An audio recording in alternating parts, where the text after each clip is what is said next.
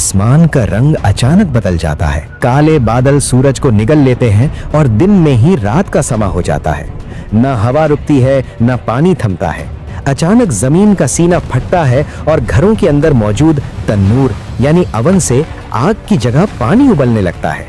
लोग चीखते हुए अपने घरों से बाहर भागते हैं, लेकिन बाहर आसमान से ऐसी बारिश बरस रही थी जैसे मशकें खोल दी गई हों। पहाड़ अपनी जगह से हिलने लगते हैं। पानी का लेवल इतनी तेजी से बढ़ता है कि ऊंचे महल और मजबूत किले तिनके की तरह डूबने लगते हैं। किसी ने चीख कर कहा, ये नूह अलैहिस्सलाम का वादा था जो आज पूरा हो गया। ये वो मंजर था जब इंसानियत पहली बार पूरी तरह खत्म होने जा रही थी। पानी की लहरें पहाड़ों से ऊंची हो चुकी थीं।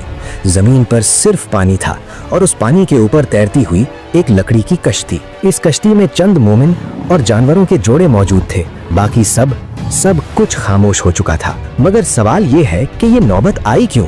आखिर क्यों आदम अलैहिस्सलाम की औलाद इस अंजाम तक पहुंची? ये कहानी शुरू होती है आदम अलैहिस्सलाम के कुछ अरसा बाद। इंसान फितरते इस्लाम पर पैदा हुए थे। लोग अल्लाह को मानते थे, लेकिन फिर शिर्क की नहूसत ने जन्म लिया। सही बुखारी हदीस नंबर 4920 में हजरत अब्दुल्ला बिन अब्बास रजी अल्लाह अन्हो से रिवायत है कि आदम और नूह अलैहिस्सलाम के दरमियान 10 सदियों का फासला था और सब इस्लाम पर थे। फिर लोगों में कुछ नेक बुजुर्ग फौत हुए जिनके नाम वद, सुबा, यगूत, यऊक और नसर थे।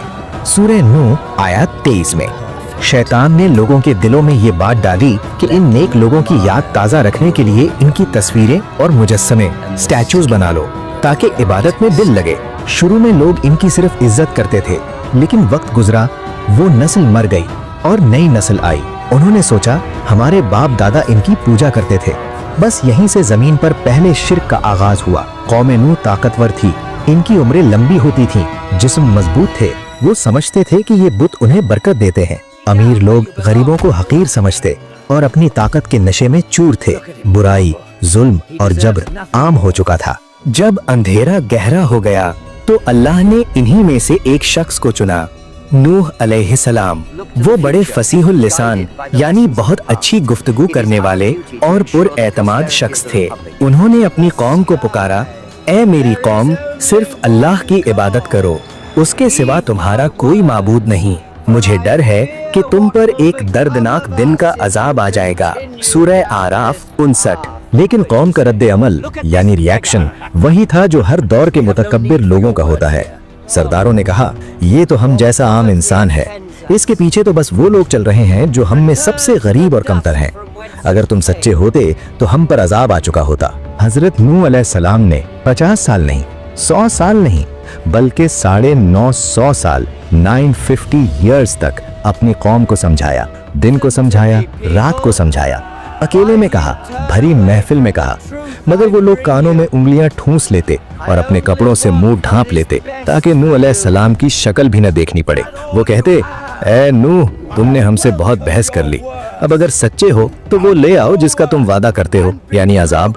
जब हिदायत के दरवाजे बंद हो गए और अल्लाह ने बता दिया कि अब इनमें से कोई नया शख्स ईमान नहीं लाएगा, तो हुक्म हुआ, हमारी आंखों के सामने और हमारी वही के मुताबिक कश्ती बनाओ। सूरह हूद आयत 37। ये एक अजीब इम्तिहान था। एक ऐसा इलाका जहां दूर दूर तक समंदर नहीं, पानी का नामो निशान नहीं, वहां रेगिस्तान में एक अजीमुश्शान कश्ती बनाने का हुक्म। हजरत नूह अलैहिस्सलाम ने जमीन पर लकड़ियां वुड जमा करनी शुरू की। वो जब कश्ती बनाते, कौम के सरदार वहां से गुजरते और मजाक उड़ाते। वो हंसते और कहते, अरे नूह, पहले नबी होने का दावा करते थे, अब बढ़ाई बन गए हो। ये कश्ती क्या सूखी जमीन पर चलेगी? नूह अलैहिस्सलाम सब्र से जवाब देते, आज तुम हम पर हंस रहे हो, जल्द एक वक्त आएगा जब हम तुम पर हंसेंगे। ये कश्ती आम नहीं थी, इसे 3 मंजिल बनाया गया, नीचे जानवर, बीच में इंसान और ऊपर परिंदे।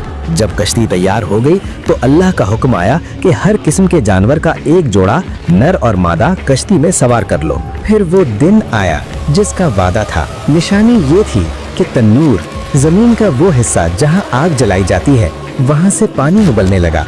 ये कुदरत का इशारा था। नूह अलैहिस्सलाम ने जल्दी से मोमिनीन, जो कि बहुत थोड़े थे, और जानवरों को सवार किया। आसमान के दरवाजे खुल गए। ऐसा पानी बरसा कि जमीन में पहले कभी न देखा था। जमीन के चश्मे फट पड़े, ऊपर से पानी, नीचे से पानी।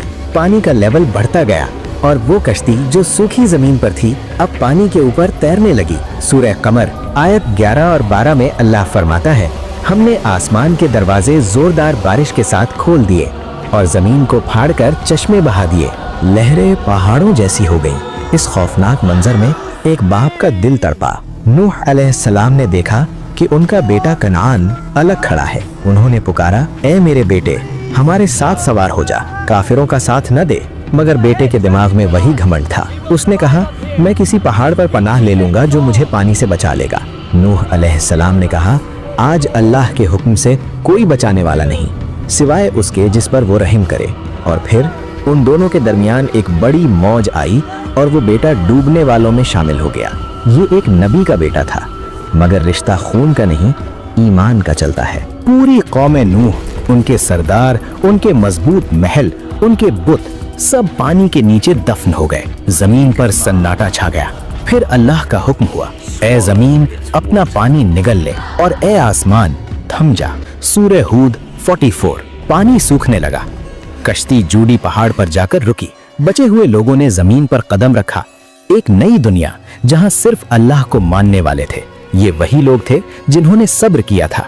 हजरत नूह अलैहिस्सलाम को आदम सानी यानी द सेकंड एडम कहा जाता है, क्योंकि आज जमीन पर जितनी भी इंसानी नस्ल है वो उन्हीं की औलाद में से है। दोस्तों, कौम नूह की तबाही सिर्फ एक कहानी नहीं, एक वार्निंग है। उन्हें अपनी टेक्नोलॉजी, अपनी ताकत और अपनी अक्सरियत, मेजॉरिटी पर घमंड था। वो समझते थे कि वो साइंस या पहाड़ों के जरिए अल्लाह की पकड़ से बच जाएंगे। मगर जब अल्लाह का फैसला आता है तो कोई पनाहगाह काम नहीं आती। आज भी अगर हम देखें तो वही घमंड, वही शिर्क और वही जुल्म हमारे आसपास दिखता है। क्या हम सेफ हैं या हम भी किसी कश्ती का इंतजार कर रहे हैं?